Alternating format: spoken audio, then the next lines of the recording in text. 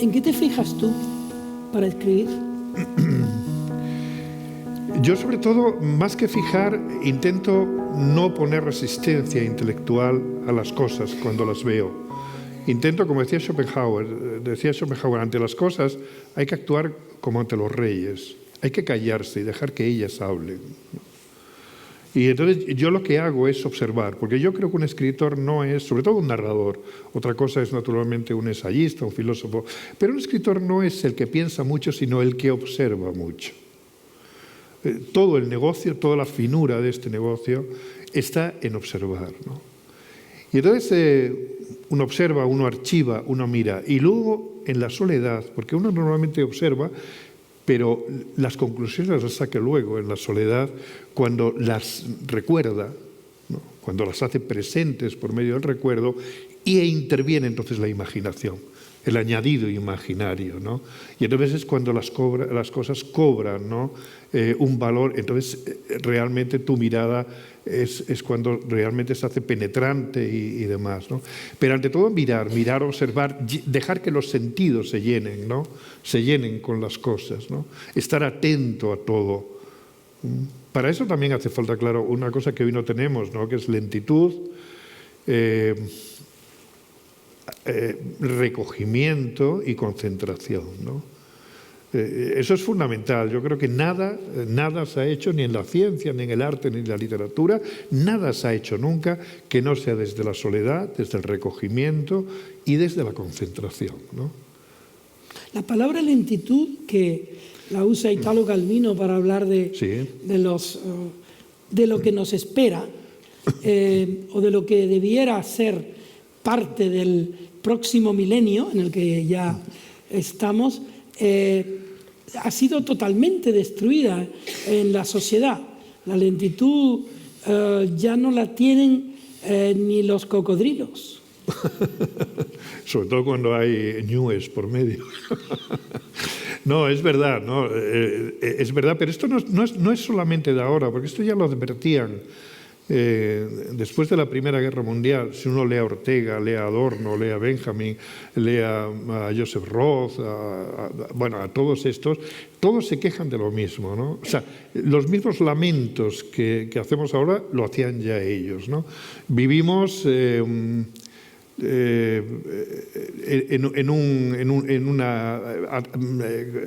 completamente asediados y sometidos, ¿no? A la velocidad de los hechos, al ataque de la publicidad. Esto no son palabras de ahora, son palabras de los años 30, ¿no? Y entonces, sin lentitud, vivimos alienados, vivimos enajenados. Y esto es una cosa muy antigua, pero que ahora se ha acelerado, y de qué manera, ¿no? De un modo extraordinario en esta nueva era que vivimos, que yo creo que es el año 20 después de Internet, ¿no? O sea, igual que pensábamos que era 1989, con la caída del muro pensábamos, hombre, pues mira, de 1789 la Revolución Francesa y entonces la edad postcontemporánea empieza en 1989 con la caída del muro. Yo creo que no, yo creo que realmente cuando realmente empieza una nueva era es en el 2000, más o menos, en el 2000 con Internet, ¿no? Y entonces, con eso, efectivamente, la lentitud es algo que hay que recuperar. Y yo, como profesor, he intentado siempre inculcárselo a mis alumnos. Y digo, leer es algo que educa en la lentitud, da tranquilidad, ¿no? Has dicho el 2000 y en el 2001 cayeron las Torres Gemelas. Sí. El mundo se partió en dos y empezó otra guerra que sigue, que es la guerra de Oriente contra Occidente. Y viceversa. Pues sí, guerra y también desconfianza. Y es una época muy rara la que vivimos. Odio. Pero por un lado vivimos un momento estelar en la humanidad. Nunca se ha vivido en el mundo, quitando África, que este es un caso aparte, quitando África, nunca se ha vivido en el mundo tan bien como ahora. No lo digo yo, lo dicen los historiadores, los que saben, y es una evidencia, ¿no?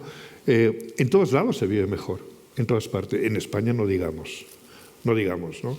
Llevamos muchos años de paz en España, de democracia, de prosperidad, de todo esto, pero en el mundo en general también. Y sin embargo hay un enorme malestar y mucho miedo. Hay un miedo difuso, pero miedo.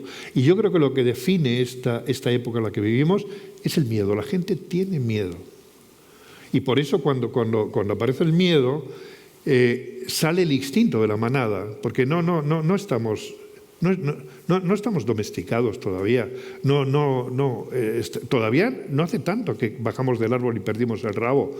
El androide, la bestia que hay en nosotros, está todavía muy cercana y está al acecho, esperando el momento de salir, como explica Freud en El malestar de la cultura, ¿no? Y entonces ese miedo, cuando surge, inmediatamente el instinto de la manada hace que busquemos la protección de los machos alfa. Y esta es una época muy propicia precisamente para los machos alfa. Y yo creo que parte de ese miedo viene de la globalización. Viene de la globalización y de la falta de pertenencia a un lugar. De pronto algo, como que hay un sentimiento de orfandad.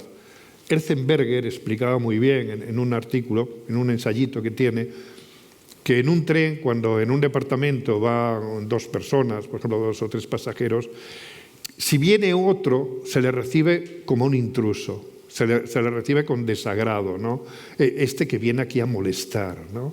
Y entonces ahí entonces dice Erzenberger, hay un sentimiento ante lo extraño, al que invade tu territorio, que es un sentimiento animal, puramente instintivo, ¿no? De alguien que te invade, ¿no?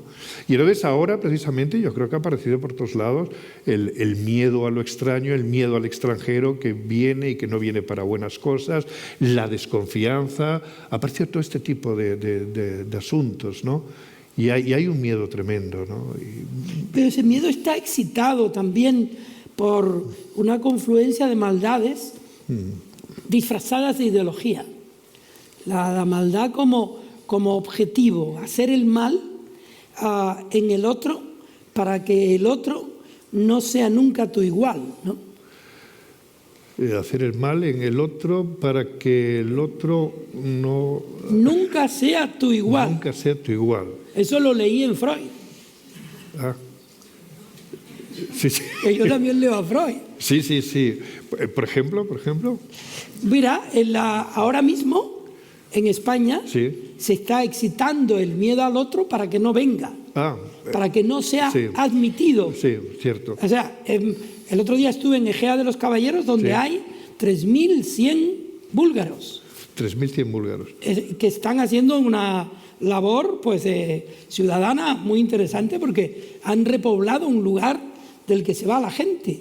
Sin embargo, en otros lugares de España, si llegan 3.000 personas por el mar, habrá manifestaciones para que no entren nunca. No, sí, efectivamente. Es decir, la excitación contra el extranjero, contra el que viene, cuando nosotros hemos sido extranjeros, ¿qué hemos sido? Efectivamente, en España hemos sido, por supuesto, y mismamente aquí en España yo soy inmigrante, y bueno, y tú en parte también. Pero mi familia eran de Extremadura y nos fuimos todos para Madrid en la época en que pues que la gente del sur se iba a Madrid o a Barcelona a buscar un mejor destino, ¿no? Para todos, ¿no? Lo que pasa que en España es un país enfermo, ¿no? Y es un país enfermo de política.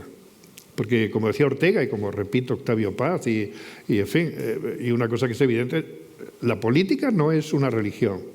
Es decir, no es un arte de salvación, no es. La política no es una filosofía tampoco. No, la filosofía tampoco es un arte de conocimiento. No, la filosofía es sencillamente el arte de convivir, un arte de convivencia. Y entonces es una herramienta que hay que utilizarla cuando se debe y a la que tampoco hay que dedicarle demasiado tiempo. Fernando Aramburu dice, por ejemplo, que le extraña muchísimo el tiempo que se dedica en España a la política, en los medios de comunicación, en las conversaciones, en todos lados. Todo el mundo está intoxicado de política, ¿no? Y esto es de un país enfermo, ¿no? Esto ya lo decía Ortega. Ortega lo decía, ¿no? Bueno, estuvo muy de moda, ¿no? Como siempre, en este país hablar mal de Ortega, ¿no? Esto es muy propio también de este país. No, pues Ortega es no sé qué es. Pero decía que hay un exceso, que los españoles tendemos a envenenarnos, ¿no?, de política. Y ahora precisamente esa maldad y ese antagonismo continuo de unos contra otros y ese vivir en esa confrontación, ¿no? Yo creo que esto viene efectivamente de un exceso de política que ha saltado todas las barreras y ha invadido la vida privada, ¿no?, de un modo compulsivo, de manera que todo esto ha creado un clima tóxico, ¿no?, de enfrentamientos, de rencillas y demás, ¿no? Hoy hemos asistido a un episodio interesante y terminante al respecto, porque una anomalía histórica, que es la de que un dictador conviviera con sus víctimas, además en situación de superioridad todavía, ha sido privado de ese privilegio, y un grupo muy reducido de fieles han irrumpido otra vez en la historia para burlarse de la democracia, ¿no? ¿Cómo has asistido tú a este episodio que no concluye ahora, sí, pero que ahora tiene su punto culminante? Sí, bueno, yo he asistido, yo personalmente, con una cierta vergüenza de que lo hagamos tan tarde. Esto es verdad, ¿no? Lo dijo Nicolás Sánchez de Albornoz, y es verdad que avergüenza un poco que se haya hecho 44 años después, ¿no? Pero bueno, recuerdo que Felipe González dijo que no había llegado la hora todavía de hacer el juicio al pasado, precisamente porque eran tiempos muy difíciles, ¿no? Y no se hizo bien. Luego se podía haber hecho, no se ha hecho, ¿no? Pero bueno, al fin y al cabo se ha hecho, y creo que no hay que darle mayor importancia. Es una cosa, tampoco es cuestión de venir ahora a celebrarlo y tirar cohetes ni nada de esto.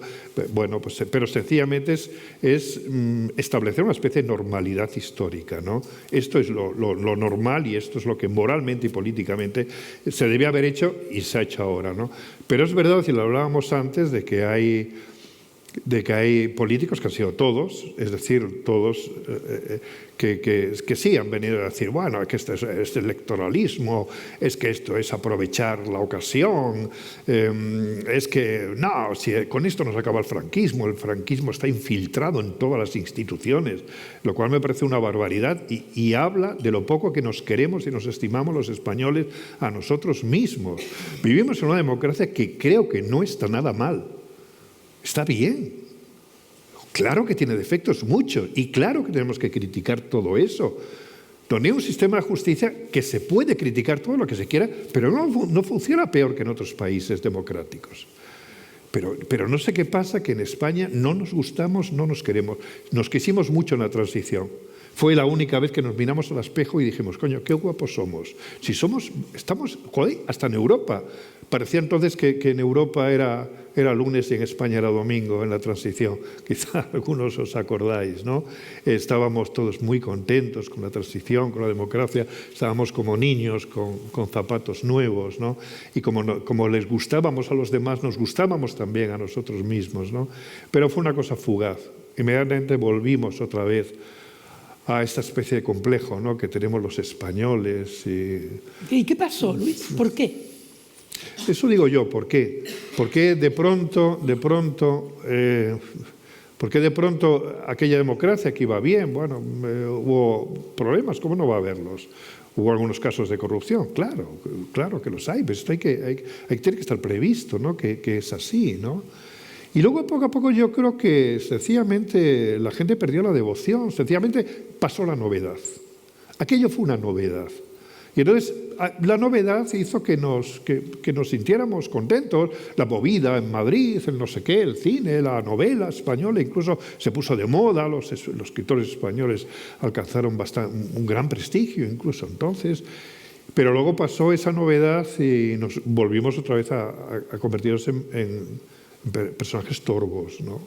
Hubo un episodio, no quisiera yo hablar estrictamente de la política con nombres propios, pero hubo un episodio en torno a 1996 que fue la mayoría absoluta de la derecha, sí, que desató en España la sensación de que todo lo demás, todo lo que había ocurrido previamente, había que someterlo a un lavado total. Y entonces se habló de la segunda transición, como si la primera no hubiera valido, Sí, ¿no? es verdad. Ese episodio tiñó de crispación todos los sectores de la vida nacional. Ahí, en cierto modo, empezó a para mí, sembrarse odio. no solo Sí. puede ser descrito por la historia, sino también por la literatura.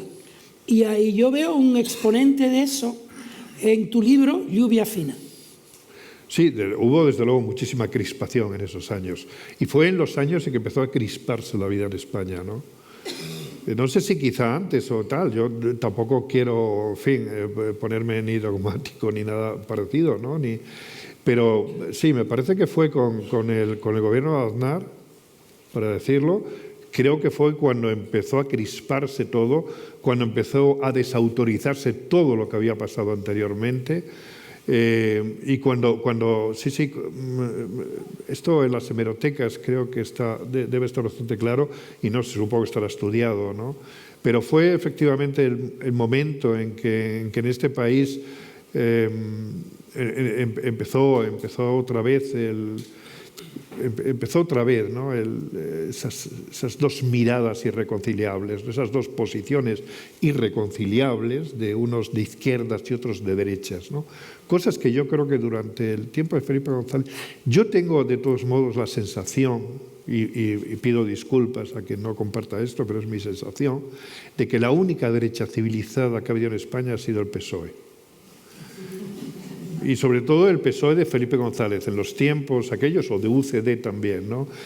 Si hubiéramos tenido una derecha un poco así, como hay en otros países europeos, no hubiéramos llegado a esto. Pero era una derecha como muy crispante.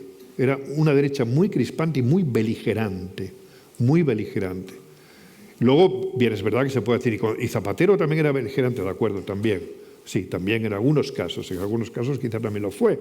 Y Podemos, pues también. Y el Partido Comunista de Anguita, pues también, de acuerdo, ¿no? Pero no sé, yo no soy politólogo, y yo tampoco yo no soy hombre de opiniones ni nada de esto. Yo soy un narrador, de verdad, lo digo en serio. No es para disculparme ni nada, pero opinar, yo más o menos opino lo que viene a opinar todo el mundo, ¿no?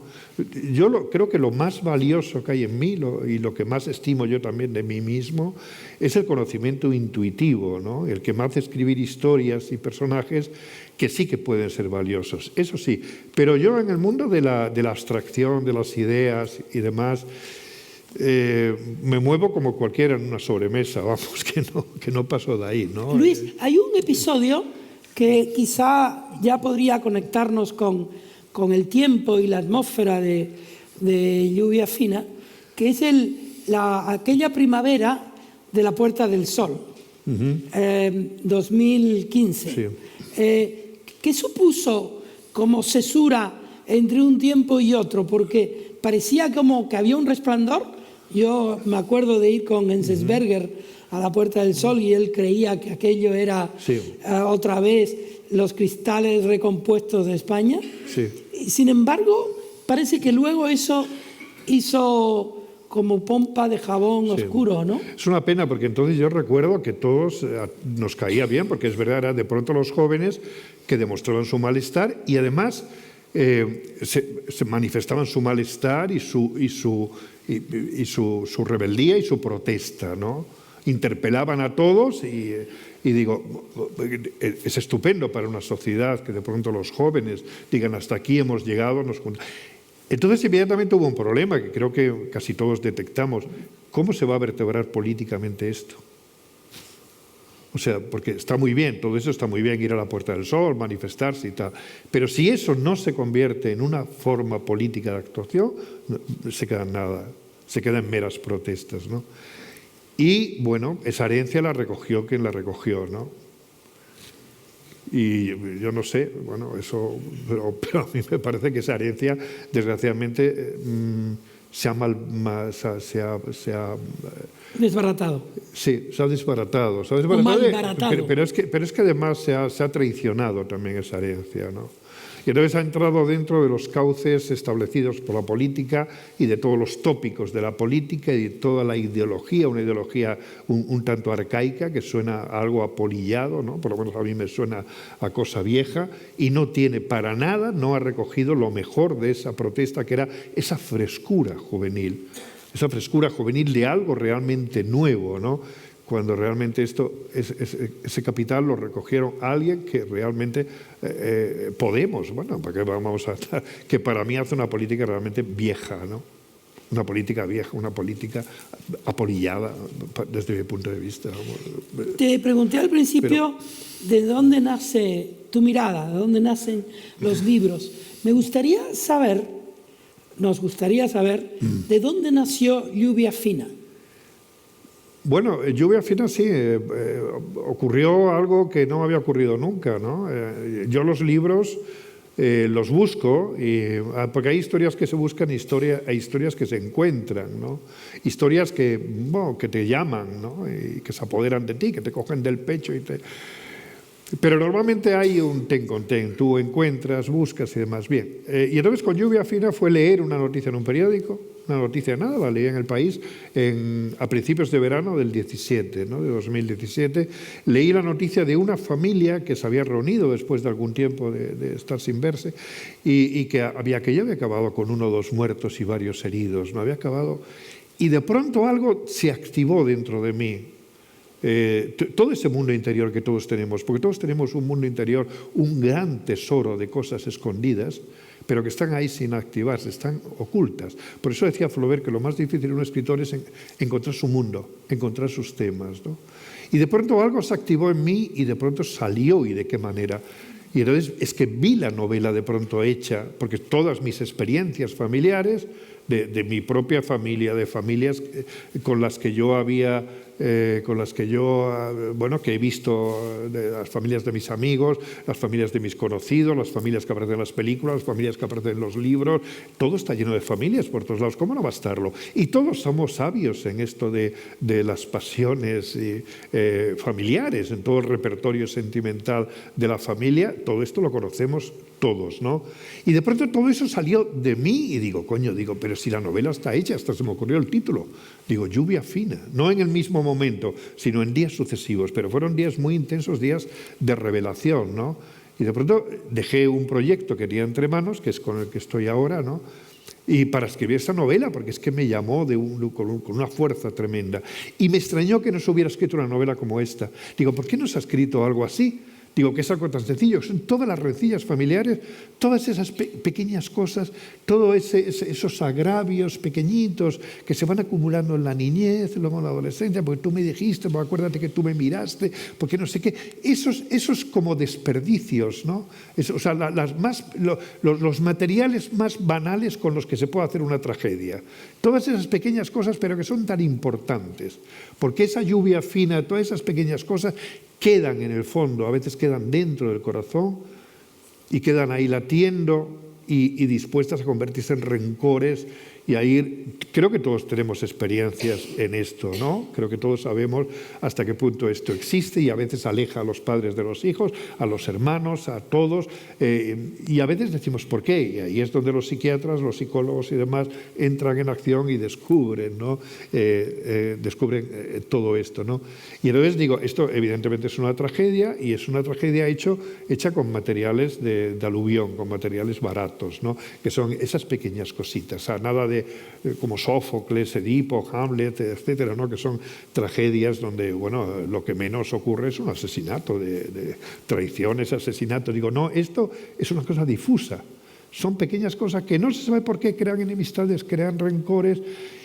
Y entonces están ahí, ¿no? Y no se acaban de curar, son como pequeñas heridas que no sanan y que al final terminan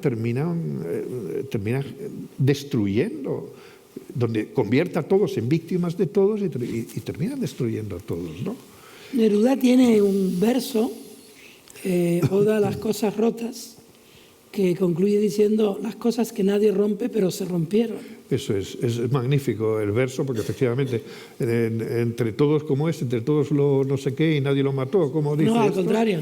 Entre todos lo... No me acuerdo cómo es, ¿no? Entre todos lo mataron y él solo se murió o algo así. Sí. Pues es una cosa parecida, ¿no? Francisco Ayala contaba como el augurio o el mal augurio de la guerra civil, el hecho de que gente que delataba, a veces delataba a los vecinos, simplemente porque un día no los habían saludado, no se habían saludado en el rellano. Sí. Esas son las cosas que nadie rompe, pero se rompieron. Sí, pequeñas cosas. Entonces, cosas. ¿es legítimo, Luis, leer tu libro también en la clave de la historia de una guerra civil que afecta a esa familia, pero que, en cierto modo, afecta a un país y es consecuencia de una herencia maldita, en cierto modo? Sí. No, yo fui consciente muy pronto, ¿no? de que mi libro, de que la historia que yo estaba contando era una historia familiar y yo no quería salirme de ahí. Esto es una historia familiar y punto. Y no quiero que haya ni alegorías, ni segundas lecturas, ni leer entre líneas, no, sencillamente esto. Pero yo sabía que tenía unas resonancias simbólicas para quien quisiera verlas, ¿no? Y yo las vi. Y más porque mientras estuve cortejando la novela, yo le llamo cortejar la novela, digo, a ver cuántos hermanos son, cómo es el padre, cómo es la madre, cuándo transcurre, lo que es ir armando toda la historia, lo que es la invención, ¿no? de la historia. Luego viene la escritura ya, ¿no? Pero la escritura llegó en diciembre, que es cuando creo que me puse a escribirla, más o menos. Pero mientras estuve cortejando, estuve armando, estuve inventándola, dándole vueltas, los personajes, a ver cómo era aquello. Y entonces tuvo lugar el 1 de octubre, el proceso. Durante ese momento yo dejé todo, dejé la novela, dejé absolutamente todo para dedicarme, como creo que tantos y tantos españoles, para dedicarnos a algo que nos hería profundamente y que nos amargaba y que nos dejaba estupefactos, ¿no? Recuerdo siempre esa expresión de España me duele, de Unamuno, que nos burlábamos de ella. No, es que duele, ¿eh? O sea, es que a veces duele de verdad, ¿no? Y yo que esos fueron los momentos en que efectivamente... y entonces yo lo dejé, y claro, yo digo, bueno, sí, lo que estoy contando aquí en mi novela tiene mucho que ver con lo que está ocurriendo, ¿no? En Cataluña, ¿no? Con lo que está ocurriendo en el proceso y demás, que es como una lluvia fina de cosas que ha ido calando, y entonces ha creado todas estas controversias, todo este odio, en definitiva. Pero eso me reafirmó todavía más en no dar ninguna pista, porque detesto los símbolos y las alegorías, ¿no? en las novelas. No quiero que me digan cómo tengo que leerlo, ni que al trasluz se puede ver otra figura, no. Y entonces yo me he limitado a contar la historia de una familia, pero es verdad, claro, y yo creo que muchos lectores habrán naturalmente leído que lo que pasa en las familias pasa en los colectivos también y pasa en las tribus. ¿Cómo no va a pasar? Si somos los mismos, si una familia al fin y al cabo no es muy diferente, una familia no es muy diferente a lo que puede pasar en una comunidad. Es que un buen libro siempre va de nosotros. De nosotros, sí, claro, de cualquiera de nosotros. Evidentemente, sí. Porque por eso nos emocionan los libros. Claro. Y por eso tus libros llegan tanto, ¿no? Desde Juegos de la Edad Tardía al Balcón en invierno y a este libro. Y es legítimo que la gente vea ahí una metáfora de una destrucción, de un país que está siempre en estado de reconstrucción y de destrucción, sucesivamente, ¿no? Sí, esto es muy propio de este país, ¿no? Es una tribu que no ha estado cohesionada nunca y que no hay forma de cohesionarla. Yo creo que en la transición sí estuvo cohesionada. Había un montón de elementos que cohesionaban al país. La democracia, para empezar, ¿no? Estábamos todos de acuerdo en la democracia recién estrenada, incluso el rey, ¿no? Incluso la monarquía también fue un elemento de cohesión, ¿no? El Partido Socialista fue un elemento de cohesión en ese momento también porque estaba de estreno. El País, por ejemplo, fue otro elemento de cohesión. No sé, era un país como que se veía cohesionado, pero no, al final volvió lo de siempre. Este es un país es un país que yo no entiendo, de verdad. Este es un país que no entiendo, pero no ahora, sino yo me pongo a leer, ¿no?, un manual de historia, ¿no?, de España y hay unos problemas endémicos, ¿no?, que parece que arrastramos, ¿no?, desde siempre, ¿no? Pero yo tampoco sé, tenía que estar aquí Santos Julián. Tenía que estar Santos Julián. Vamos a darle un aplauso a Santos Julián. Sí, Dios.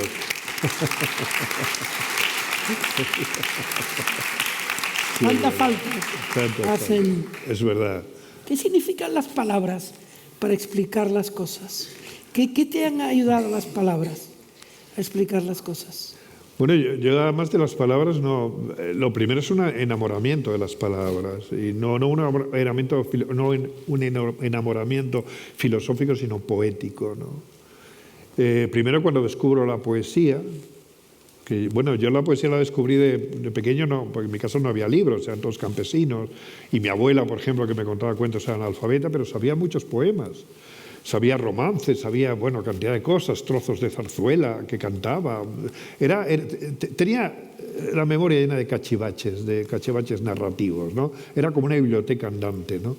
Y yo conocía, pero cuando empecé a leer poesía, ¿no?, con 12 años, en los libros de texto, que venía abajo, que venían de vez en cuando, poemas que yo me aprendí y que sigo sabiendo de memoria, y podría recitarlos ahora. Y entonces Recita uno. Pues Señor, yo desde aquí, buscando mayor espacio para mis hazañas, di sobre Italia, porque allí tiene el placer un palacio. De la guerra y del amor, antigua y clásica tierra, en ella el emperador, con ella y con Francia en guerra, díjeme, ¿en dónde mejor? Di pues sobre Italia luego, buscando a sangre y a fuego, amores y desafíos. En Roma, mi apuesta fiel, fijé entre hostil y amatorio en mi puerta este cartel. Aquí está don Juan Tenorio, para quien quiera.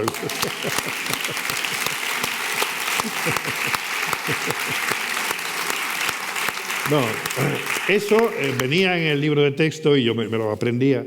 Y a mí me fascinaba que las palabras de diario aparecieran vestidas de fiesta y que de pronto las palabras... esto lo formuló muy bien Chekhov, ¿no? El escritor tiene que hacer poderosas las palabras humildes. Hacer poderosas las palabras humildes, ¿no?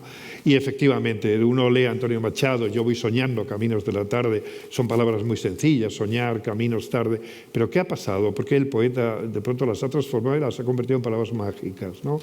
Las ha convertido en palabras poderosas, ¿no?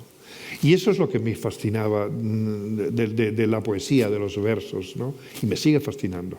Y además creo que a ti también te pasa, y cuando presentamos un libro tuyo, que te lo presenté yo, estuvimos hablando precisamente de esa sensualidad con que uno escribe, la voluptuosidad que despierta en uno el lenguaje, ¿no?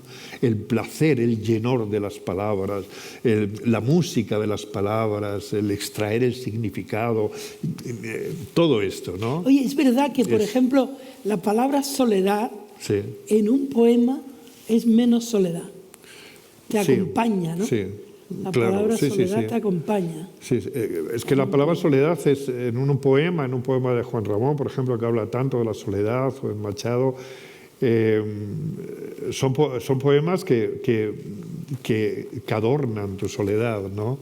Que de pronto te sientes solo, pero con Antonio Machado y con Juan Ramón Jiménez, ¿no? Sientes que tu soledad es la soledad de él también, y es una soledad hermosa, y te sientes hasta orgulloso de tu soledad, y te reconcilias, y ya no tiene ese carácter agrio la soledad, sino que tiene esa dulzura y casi esa cosa acogedora, ¿no? ¿De qué te salva a ti la escritura?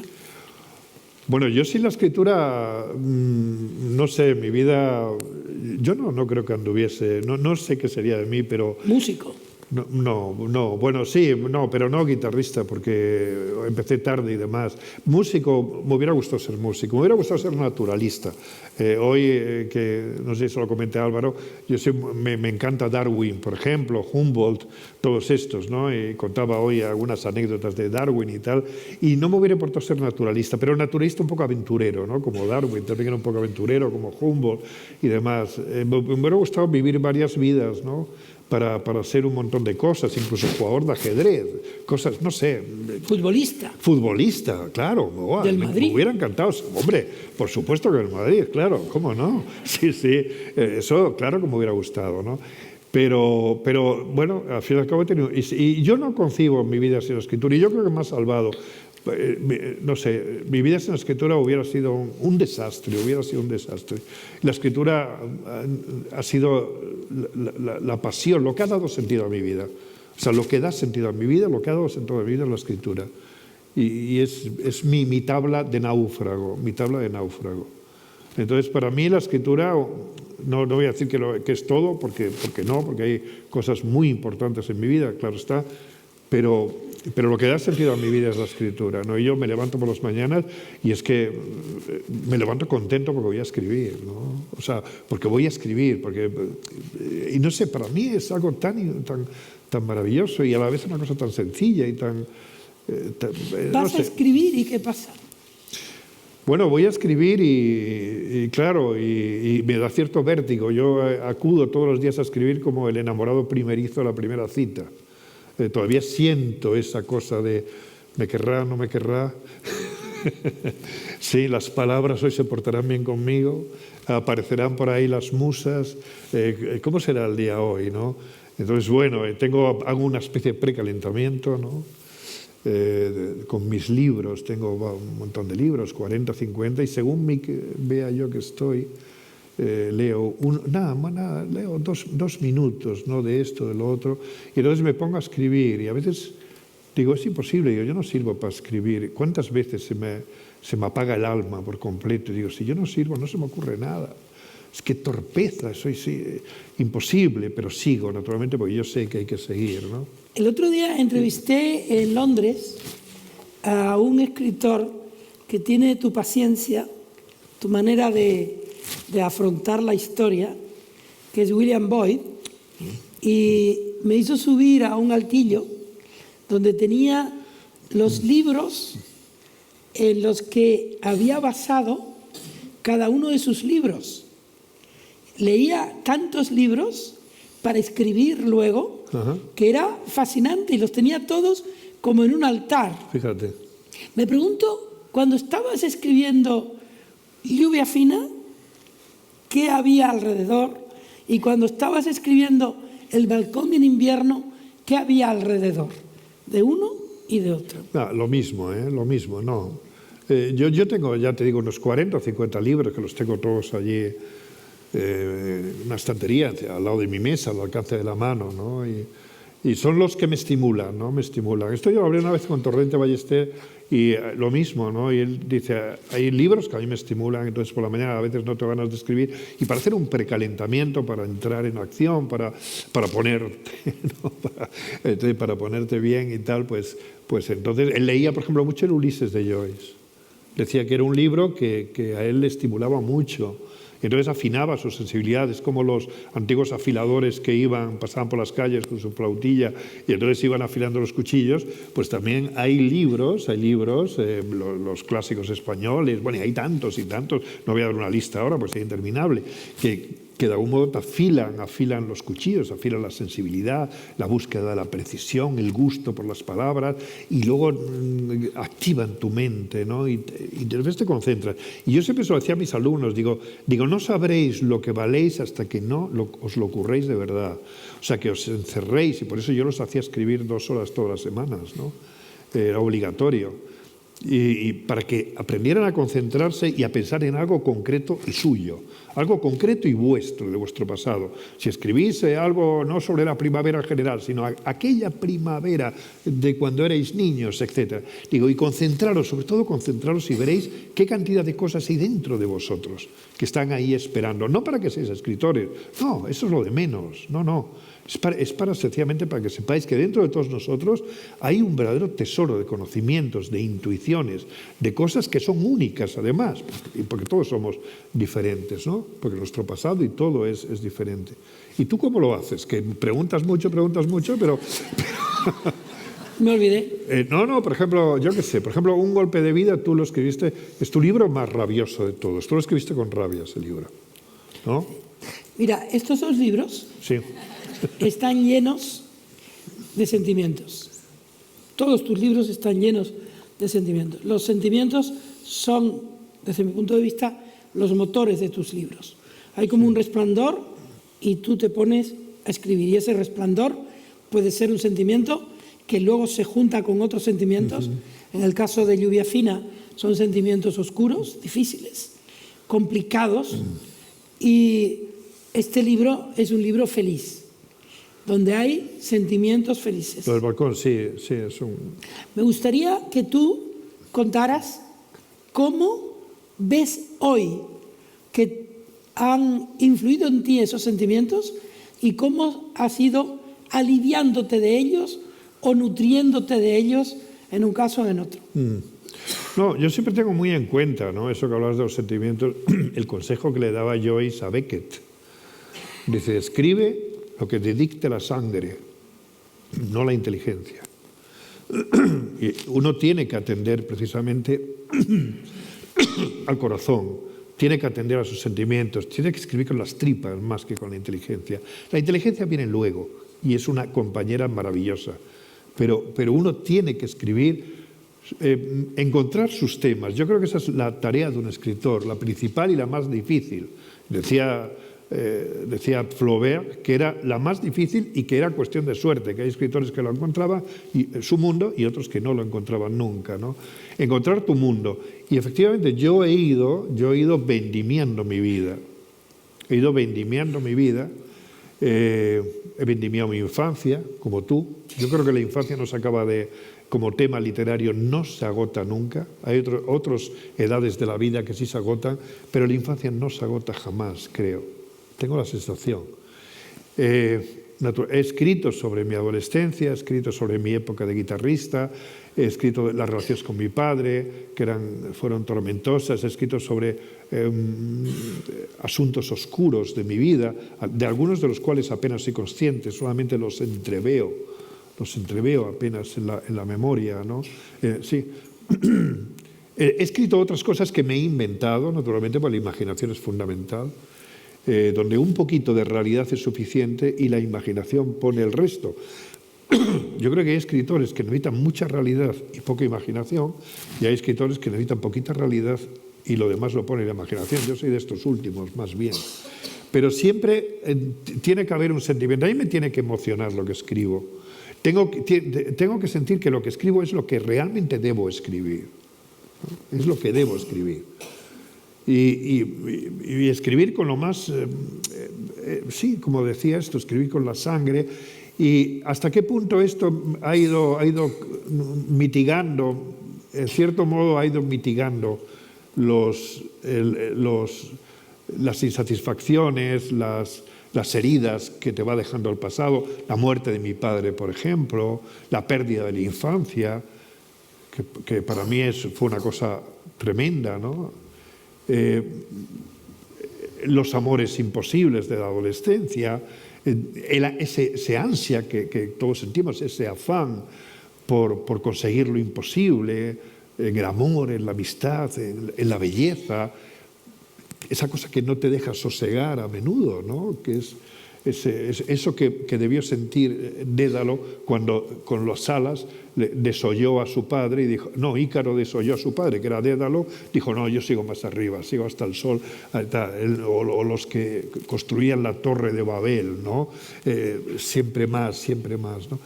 Y de todo eso, y sobre todo de un caos enorme que hay de sentimientos y de todo, que hubiera sido mi vida si no llego a escribir, todo eso de algún modo se ha ido transformando en libros. Y en la medida que se ha transformado en libros,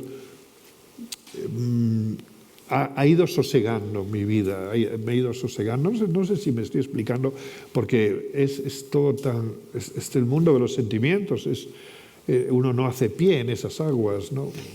Cuando terminaste de escribir esa especie de cofre hermético sobre el odio que hay en el cerebro de España, que es Lluvia Fina, ¿qué sentiste? ¿Te sentiste aliviado de haberlo escrito o abrumado por la presencia real de ese odio o de esa España inquinosa fuera de ti?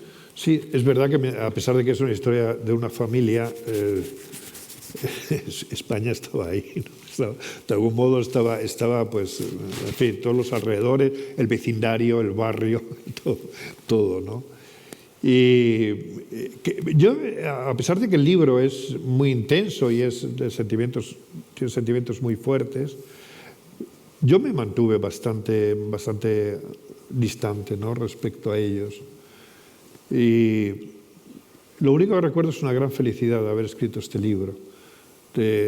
La facilidad, porque para mí lo más difícil de escribir un libro es escribirlo. No, inventarlo me resulta relativamente fácil y estructurarlo me resulta fácil, ¿no? Creo que es un juego, es como más difícil es construir un Lego a mi nieto que construir la estructura de una novela, ¿no? Lo digo en serio. O sea, que eso no tiene mayores complicaciones, ¿no? Lo difícil es escribir, que es el soplo creador, ¿no? Uno puede tener una música maravillosa en la cabeza, vale, pues ahora ponla en la partitura, ¿no? O coge la flauta y tócala. Uno puede tener un pintor puede tener la idea maravillosa, pilla los pinceles y a ver qué sale, ¿no? Y lo mismo pasa con las palabras. Uno puede tener una historia. Yo tenía una historia ahí magnífica. Lluvia Fina me pareció una historia, me pareció un regalo. Digo, es que siento que como que me han regalado esta historia, ¿no? Digo, pero claro, ahora hay que escribirla, ¿no? Y eso es lo difícil. Ahora es el momento de coger el pincel, de poner la cámara, de poner la cámara en acción, de todo esto, ¿no?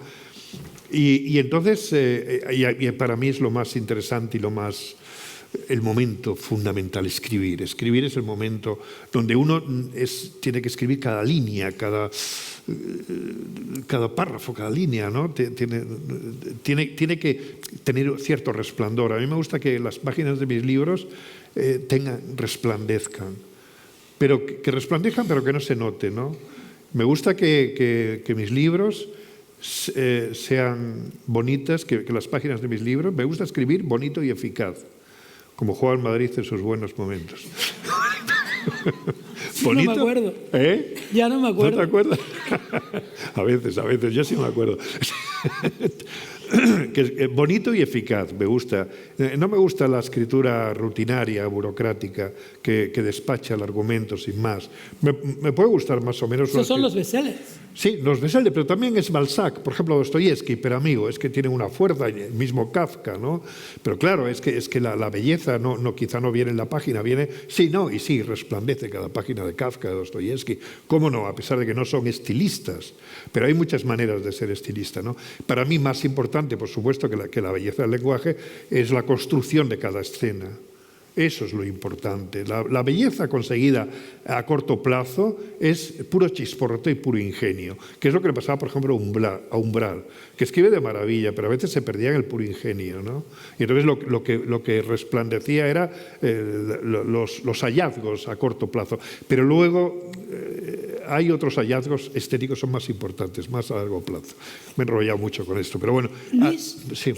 En ese sentido, que una novela tan compleja, tan metida en el cerebro, ese cerebro hermético, que es una frase que le robo a Manuel Vicent de España, ¿te ha sorprendido que el cine y el teatro la quieran hacer, evidenciando que en efecto han visto metáfora, que es lo que siempre ocurre antes de que se ponga una obra grande en ese formato abreviado, ¿no?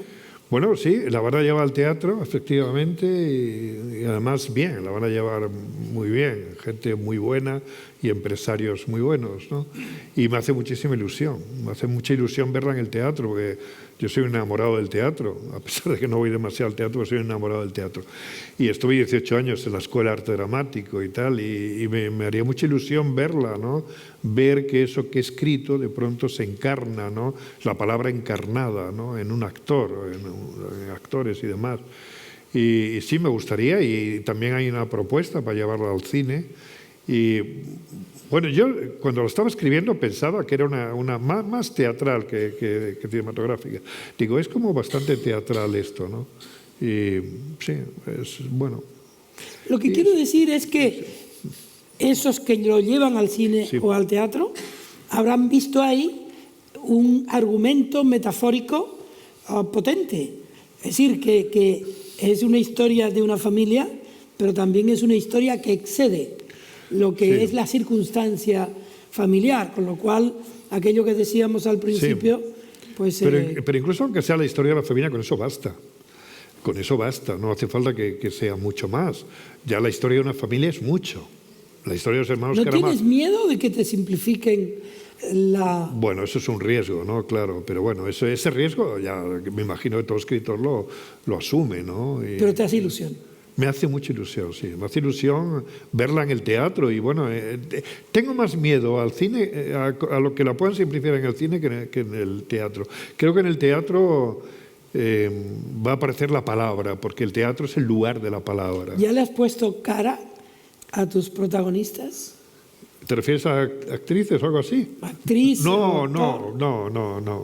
¿Idealmente? Idealmente, pues no sé. No lo sé, la verdad es que no sé. No. No pasa nada. No. El balcón en invierno. ¿Qué sensación te dejó? ¿Qué sentimiento te dejó ese libro tan bello? Pues de mucha dulzura y como de pagar una deuda que yo tenía con mis mayores, ¿no? Con todos aquellos que me criaron y que me quisieron cuando era pequeño en un pueblo de Extremadura, una familia campesina, una familia que no había ido a la escuela, porque el que más sabía leer y escribir malamente, eso es el que más. Y los demás sabían alfabetos, pero era gente maravillosa, ¿qué voy a decir yo, no? Y gente muy lista, por supuesto, y muy inteligente, y que tenían esa sabiduría de la cultura campesina, que es extraordinaria. Y según lo escribía, para mí fue un libro el más consolador de todos los que he escrito, ¿no? Y el que está quizá más cerca de mi corazón, ¿no? No sé, me sentía muy cerca de mis padres, de mis hermanas, de mis abuelos, de todo esto, ¿no? Y del mundo campesino y del mundo que vivía en mi infancia, ¿no? De ese mundo mágico, ¿no? que es la infancia, donde uno no acaba de asombrarse, que es, bueno, esa cosa maravillosa que es la infancia y que no acabaremos nunca de entender, ¿no? Y que por eso queremos tanto a los niños y los vemos y nos sonreímos. Y siempre he pensado, yo se lo decía a mis alumnos, digo, ahora que sois tan jóvenes y que tenéis la infancia tan cerca, digo, no dejéis que se muera el niño que habéis sido. Digo, tiene que sobrevivir, porque de algún modo escribir y todo arte, toda escritura es una prolongación de la infancia. Un artista es el que prolonga su infancia, ¿no? Y entonces prolonga su capacidad de asombro. Y entonces ese niño intuitivo y dado al asombro, luego hace dúo con el sabio que uno llega a ser, más o menos, si uno lee, se esfuerza, la experiencia, los años, etcétera, uno aprende muchas cosas, ¿no? Y entonces el niño y el sabio hacen un dúo maravilloso, ¿no?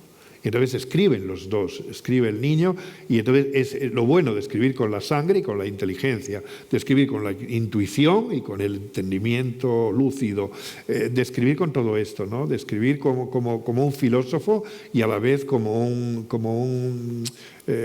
las pinturas de Miró, ¿no? Algo así, de ser inocente, pero a la vez ser, no sé, todas esas cosas buenas que tiene la madurez y que tiene y el racionalismo y el irracionalismo, ¿no? Porque eso que decía Freud, de que en todos nosotros late una bestia que está al acecho y que solamente está separada por una frágil capa que es la cultura, la civilización, y que esa bestia está deseosa, ¿no?, de romperla y la rompe muy a menudo, eso en política es terrible.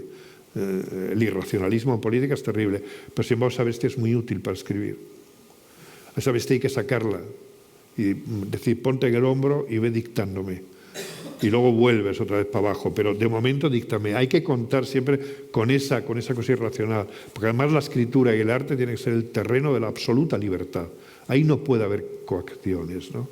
En eso yo soy intransigente, tiene que haber libertad absoluta en el arte y en la literatura, y un escritor se tiene que sentir absolutamente libre, ¿no? Quizá escribir es pagar una deuda siempre. Sí, probablemente sea pagar una deuda siempre. Sí, no sé de qué manera, pero sí, bueno, en parte sí lo sé, y en parte también es buscarle un sentido a la vida, porque al fin y al cabo ese malestar de que hablamos, que el malestar que hay en España, que hay en el mundo, que todos tenemos, a lo mejor es más fácil de explicar si decimos que eso forma parte de la condición humana, ese malestar. Porque sabemos que somos efímeros, sabemos que nuestro destino forzosamente es trágico. Nos toca envejecer, nos toca morir y nos toca ser olvidados. Y la vida es absurda, se mire por donde se mire. Bueno, dejando aparte los que tengan creencias muy fuertes. Y eso realmente, esa insatisfacción, ese terror, ¿no?, a vivir, a existir, probablemente de ahí viene el verdadero malestar. Y ese malestar luego se manifiesta de muchas maneras. Se puede manifestar, por ejemplo, pues quemando contenedores. Pero en el fondo es por ese destino trágico, ¿no? Y luego también por el aburrimiento. Creo que el mayor enemigo de la paz es el aburrimiento. El aburrimiento es terrible. Decía Schopenhauer que el hombre lucha por dos cosas. Primero, por supervivencia. Eso, por supuesto, eso es lo primero y más importante. Y una vez que tiene ya solucionado la supervivencia, lo segundo es luchar contra el tedio de existir, ¿no?, contra la carga de existir, ¿no? Y yo recuerdo, y me gustaría escribir alguna vez un artículo sobre esto, la euforia con que se recibió la Primera Guerra Mundial.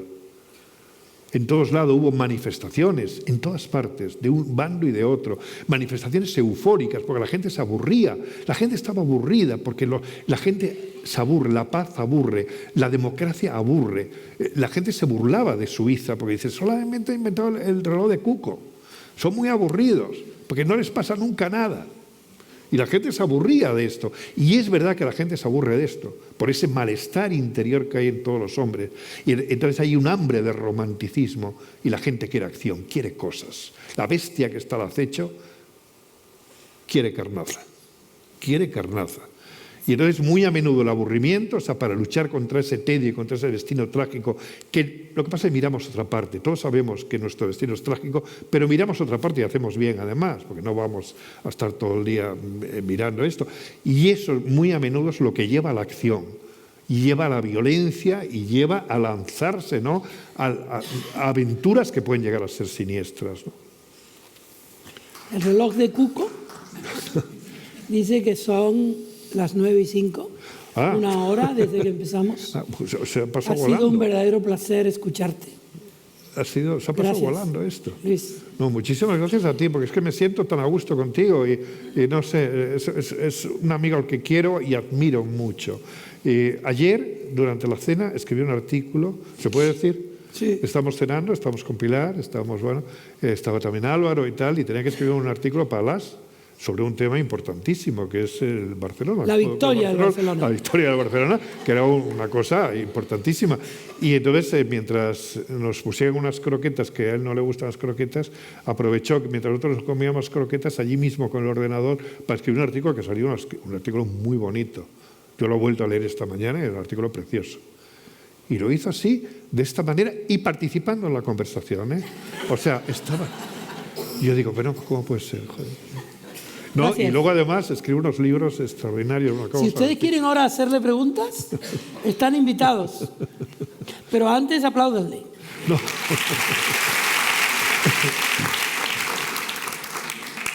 A ver, señor. Bueno, primero allí. Hola, Luis. Luis, ¿me oyes? Sí, te oigo. En primer lugar, agradecerte la presencia aquí. Para mí eres uno de los mejores narradores. Muchas gracias. De la literatura española desde el final de siglo. Lo primero que quería... Son 3 preguntas encadenadas, perdona.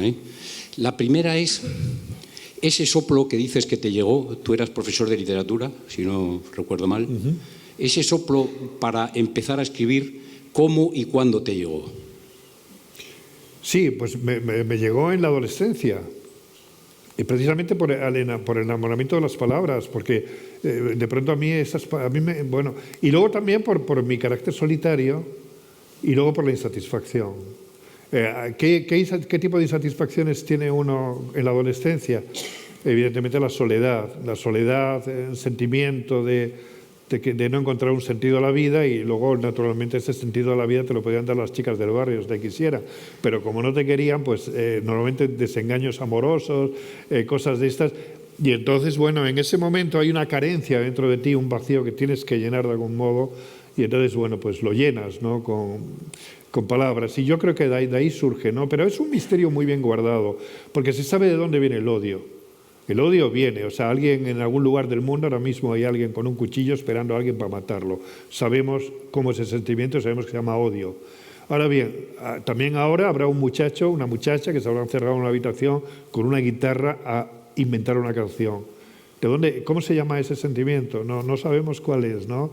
Ese sentimiento de la soledad creativa y de por qué alguien de pronto decide coger un lápiz y pintar algo que no existía antes, o juntar unas palabras. Eso no se sabe, ¿no? Pero normalmente nace de la insatisfacción, claro, y de la soledad, y supongo que algo así. Y luego de esa cosa estética, del gusto por los colores, por los sonidos, por las palabras, por todo esto, ¿no? No se oye.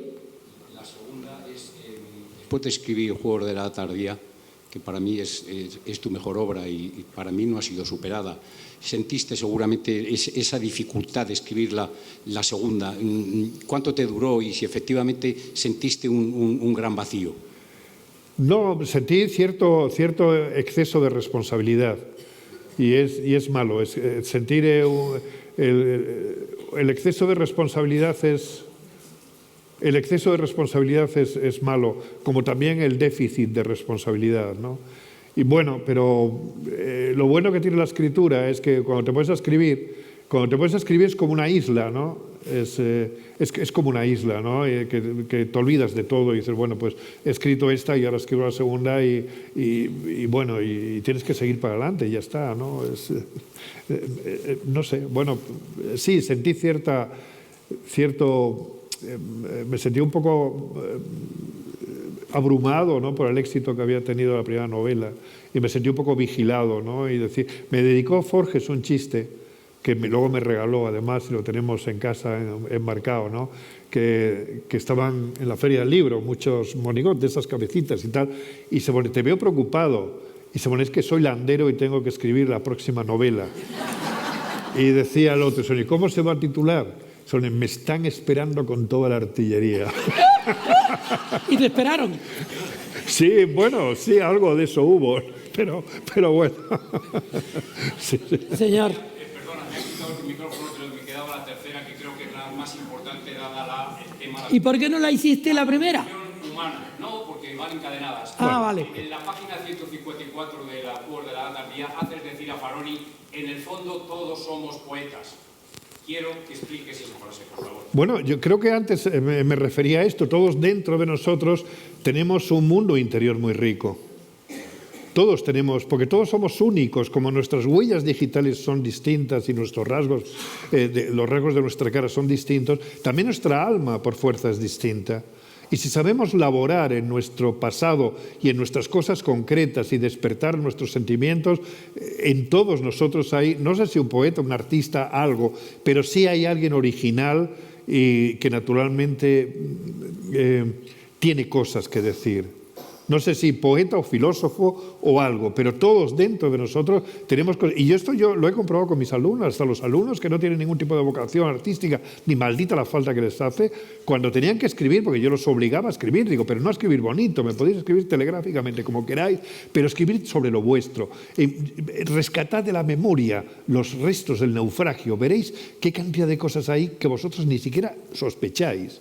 Y efectivamente, hasta los más prosaicos encontraban efectivamente, si se concentraban, encontraban cosas estupendas dentro de ellos. Gracias a ti. Buenas noches. Muy buenas. Se ha hablado de la aldea global y de sí, disculpa, sí. de la aldea global y de la globalización. Es un concepto que yo tardé en entender, pero también es relativamente nuevo, ¿no? Nuevo. Nuevo.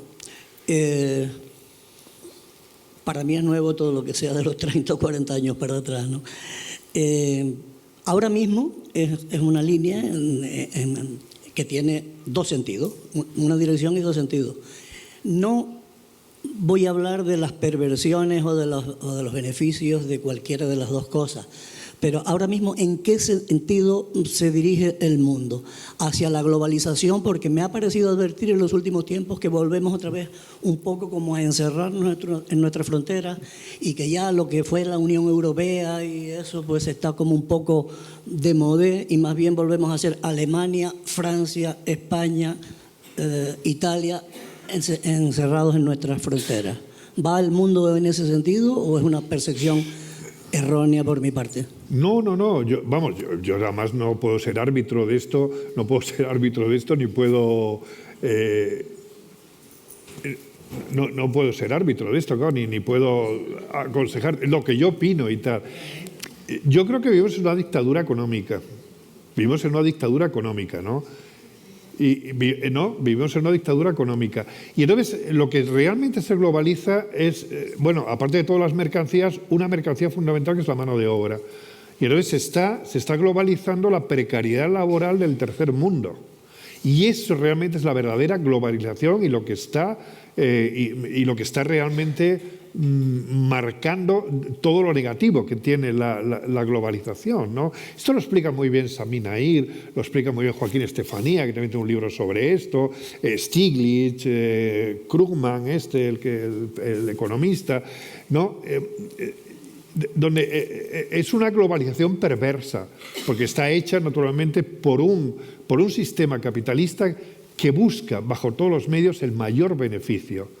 Y eso nos da la idea de a qué tipo de especie pertenecemos. No somos una especie de fiar, la especie humana. O sea, una especie, decía Hobbes decía que cuando miro la historia de la humanidad se me semeja el sueño de un tigre. Y es que parece el sueño de un tigre la historia del hombre, ¿no? Y alguien, una especie que por codicia y por estupidez es capaz de destruir el planeta que lo hospeda, ¿no? ¿Qué podemos esperar de ella, ¿no? Y este capitalismo carece de escrúpulos y, por supuesto, destruirá el planeta si es necesario, ¿no? Entonces, ¿qué se necesita? Alguna reacción, tiene que haber algo, un renacimiento, algo tiene que haber, ¿no? Quizá los jóvenes, pero no necesariamente los jóvenes. Algo habrá que hacer contra esta deriva, ¿no? Porque esta globalización ya sabemos quién la dirige y que tiene mucha de dictadura económica. Esto de dictadura económica lo leí hace poco a alguien y me gustó esa expresión, porque efectivamente todos sabemos hasta qué punto las relaciones entre la economía y la política están ahora tan entremezcladas y es un pulso que mantienen que ya sabemos quién suele ganar, ¿no? Voy a contar una anécdota de Colombia. ¿Ah? Y una vez hice un reportaje sobre lo que pasaba en Colombia, que era tremendo, era como lluvia fina. Y lo que pasaba y pasa. Y en aquel momento yo le pregunté a una poeta cómo se superaría ese drama. Y ella dijo, tendrán que pasar 50 años o un poeta. Un poeta. Este señor quería hacer una segunda pregunta. Como antes le permitimos la tercera que el señor, yo creo, no se puede. Ah, bueno, yo ni más. ¿Alguna pregunta? Estoy buscando, porque ayer estuve haciendo un reportaje en Tejina con un profesor fantástico que enseña literatura. Está allí. Ese hombre quiero que hable dentro de un ratito, cuando hable aquella señora. Está ahí. Vamos a darle un aplauso a Carlos Socas. Y luego contamos la historia de Carlos Socas. Buenas noches. Aquí. Sí, sí. Buenas noches. Muy buenas. Antes que nada, pues muchas gracias por su presencia y por todo lo que nos está aportando. Muy amable. De mucho interés. Muy amable. Usted estuvo comentando el miedo que siente en lo que estamos respirando en este país, ¿no? El que capta el miedo, ¿no? Y yo pienso igual que usted, pero también pienso que en la envidia. ¿Qué piensa usted sobre eso? Muchas gracias. No, a ti o a usted. No,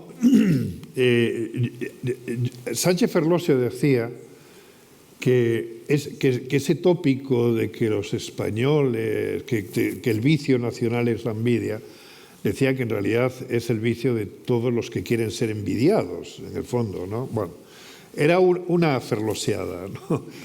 Yo, con el tiempo, he llegado a la conclusión de que efectivamente este es un país donde hay bastante envidia, donde la envidia está, yo no sé en otros países, no lo sé.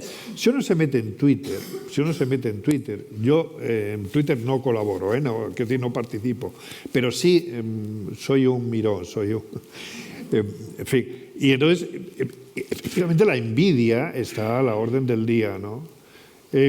Contaba Felipe González una cosa que a mí me parece que está muy bien traída, ¿no? Sobre el carácter de los españoles, en las cucañas de los pueblos, en ese palo, ¿no? Donde hay que subir para conseguir un premio que lo ponen arriba del todo. Entonces al principio si sube muy bien alguien, le dice, venga, ánimo, venga para arriba, pero como suba demasiado, empiezan a tirar para abajo. No sé dónde va. Y yo creo que algo de esto hay, sí, yo creo que es posible. También con esto se exagera, porque todas estas verdades gruesas no dejan de ser, ¿no?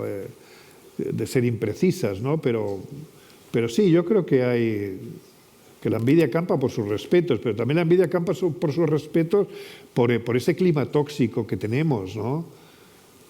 Pero no sé, no sabría, realmente no sabría. Me preguntas como si yo supiera responder, pero no. Ya me gustaría, es que no sé qué decirte. Pero bueno. Bueno, vamos a dejarle paso a nuestro profesor Socas. Voy a contar un poco su historia, aunque ya es tan popular que quizá es redundante que yo la cuente, y ayer yo la expliqué. El 14 de octubre, Carlos Socas se jubiló como profesor de literatura, lengua y literatura, en el Instituto Antonio González y González de Tejina. Ese día, sus alumnos, antiguos y nuevos y recientes, le aplaudieron al salir de la última clase de una manera sorprendentemente abrumadora, con una unanimidad emocionante que emocionó no solo a él, lo cual era normal, sino a los propios chicos que secundaron juntos ese aplauso. Aplaudían su manera de enseñar, su manera de entrañarse con lo que estaba enseñando, como el Robin Williams del Club de los Poetas Muertos. Sí. Entonces, yo supe que era un lector de Lluvia Fina, por ejemplo, y le invité a venir y él me hizo caso y está aquí. Y me gustaría que contara con respecto a Lluvia Fina o lo que fuera, lo que estime conveniente. Ahí está Carlos Socas. Bueno, oye, muchas gracias, Carlos. Buenas tardes. Hola. Gracias, Juan. Bueno, Juan me metió en este compromiso y yo pensaba venir, pero sin decir nada. Pero bueno, ya que él me comprometió y como él es una persona muy amena y pues me arriesgué y vine. No pensé que fueras a decir esto, sino que yo interviniera nada más. Bueno, anoche quedamos que yo intentaría venir, vine. En principio quiero decir que yo, no sé si existe la palabra, pero soy landerista. El primer libro que leí fue Caballeros de Fortuna, me encantó. Sí, gracias. Y después he leído casi todos sus libros. Lluvia Fina lo leí, no lo traje esta noche porque yo soy de Puerto de Santiago, lo tengo allá, pero sí lo leí. Pero sí me gustaría, esta mañana me puse a rebuscar entre mis libros y yo vivo en Tegueste y encontré un libro que yo sabía que existía, se llama El oficio de escritor, cuyo autor es usted, Luis Landero. No sé si se acuerda de este libro. Luego se lo enseño para que lo vea. ¿Se acuerda? ¿Cómo se llama? Se llama El oficio de escritor. Ah, sí, sí. Luis Landero. Sí. Y lo, Sí. Es que sí. Lo leí en el año 90, cuando salió, sí. y hoy lo volví a releer otra vez. Y señalé algunas cosas a ver qué le parece. Si sigue usted pensando lo mismo, yo creo que sí. Y, por ejemplo, dice, el autor de verdad es el que vive intensamente su vocación y hay la gloria de intentarlo, escribir con alegría. No sé si sigue manteniendo esa idea, yo creo que sí. Usted respóndame. Luego dice hay que expresar, hay que conseguir expresar con precisión lo que es sutil y con ambigüedad lo que es evidente. ¿Seguimos pensando en lo mismo? Sí, por supuesto, ¿verdad? Por supuesto. Y algo que señalé pensando en Lluvia Fina, usted decía en el año 94 en este libro, algo así, bueno, concretamente esto, escribe lo que recuerdas y dirás la verdad. Es verdad, sí, eso lo dice Cela, eso lo dice Cela. No sé, igual ahí... No, ahí no lo... Cita muchos autores, pero en concreto a Cela no lo vi, ¿eh? Sí, lo creo que es el que lo dice. Dice, vale, no escribas lo que sientas, porque quizá, no sé qué, escribe lo que recuerdas y dirás la verdad. Que es Andrés Trapiello, esto una vez en una charla que di, estaba de oyente, ¿no? Y me dijo, me ha encantado esa cita, es una qué pena que sea de Cela. Muy bien. No quiero acaparar, entonces no sé si pararme yo, quiere que le comente algo más. Por ejemplo, me llamó la atención que usted cuando trabajaba, habla del pasadizo San Ginés, cuando iba a trabajar, y ahí había un baratillo de libros. Ajá. ¿A usted le gustaba leer, coger algún libro y leer una o tres veces una frase cualquiera de sus libros? Sí. ¿Lo recuerda? Sí. Vale. Sí, claro, lo recuerdo. Y luego se intentó imaginar qué había pasado con el escritor, cómo pensó esa frase.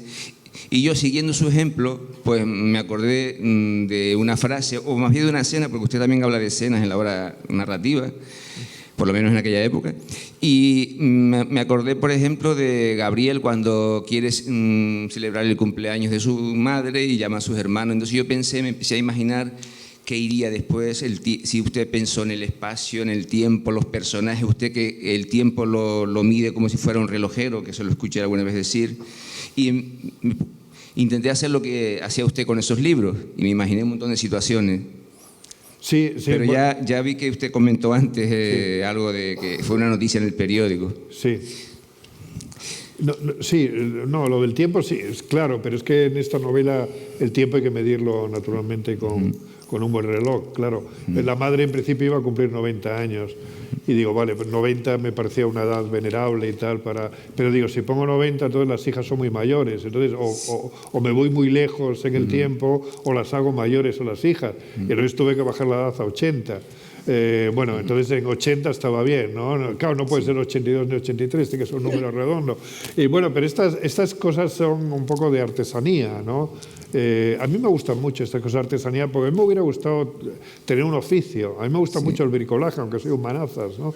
Pero me encanta. Y me hubiera gustado ser carpintero, por ejemplo, tener un buen oficio y tal. Pero mira, escribiendo, yo escribo a mano y saco todos mis rotuladores, mis lápices, mi todo eso, que les tengo mucho cariño, mis cuadernos, mi tal. Y entonces me imagino que soy una especie, que estoy en una especie de carpintero de las palabras, ¿no? Sí. y que bueno... No sé. Bueno, de todas maneras, si alguien quiere decir algo... No, yo quiero felicitarte a ti por esto y cuánto me alegro, ¿no? Que se haga un homenaje a un profesor, porque parece que los profesores somos también de usar y tirar, como decíamos antes, de una idea de Juan Cruz, que ahora es presidente del consejo no sé qué de la universidad, que va a reunir a profesores, ¿cómo se dice?, los que ya están jubilados, ¿no? Y con profesores jóvenes. Y sobre qué bien que se acuerden de los profesores que se jubilan, porque parece que hay profesores magníficos que se jubilan y parece que son de usar y tirarlos, ¿no? Hombre, y parece es un desperdicio, ¿no? Gracias, Carlos, por haber venido y por aportar a una juventud que lo necesita el entusiasmo por leer, que prolonga la vida y la hace mejor. Gracias. Nada, muchas gracias a ustedes, ¿eh? Y hay, Luis, aquí hay representantes de un club de lectura que ha leído recientemente Lluvia Fina. Ya me lo dijiste, sí. Es una pena que no nos viéramos por Skype, porque yo ahora con los clubes de lectura conectamos por Skype y podemos charlar un rato. No sé si alguno de los representantes de ese club puede comentar o hacer una pregunta, incidir en la obra. Y ahí está Katy Trujillo, que levanta la mano. Sí, pero te van a dar el micrófono.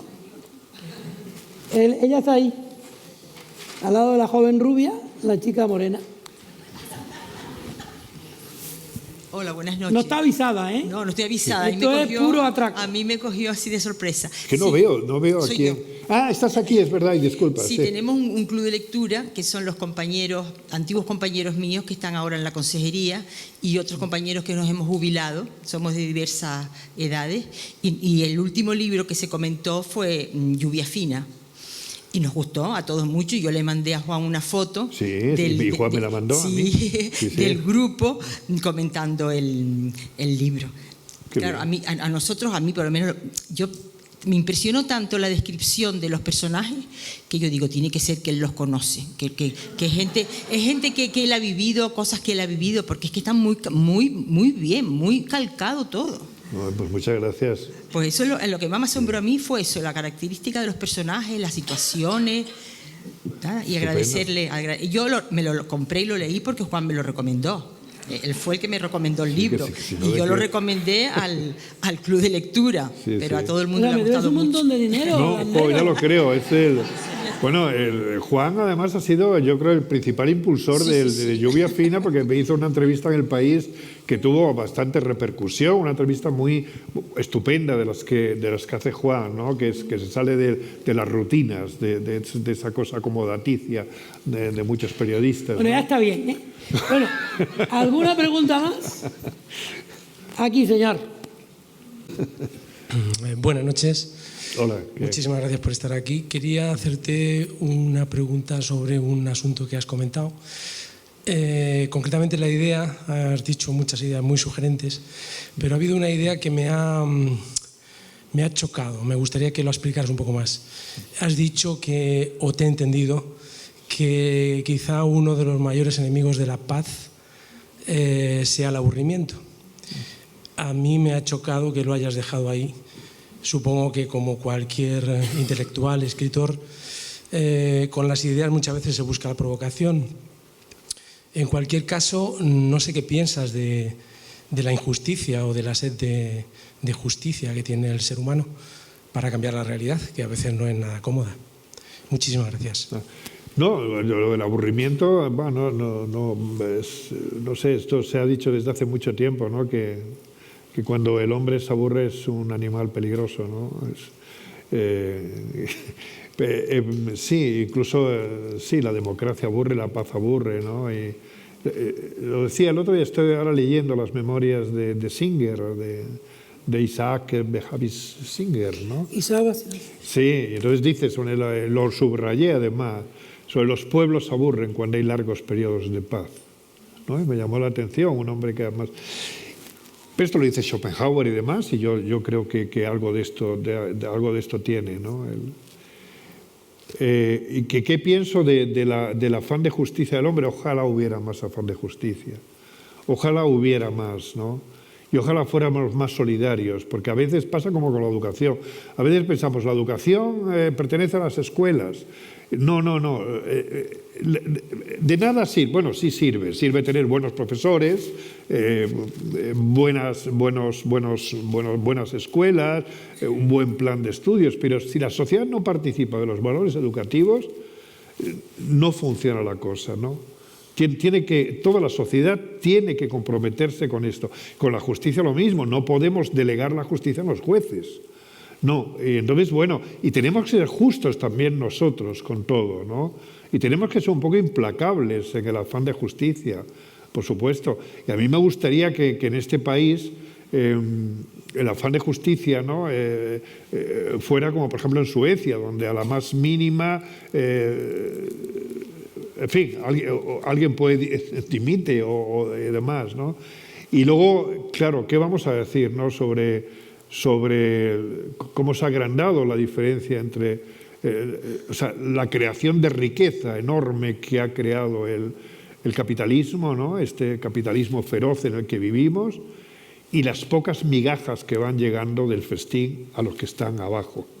Cada vez llegan menos migajas, ¿no? De ese enorme festín que ocurre por ahí arriba.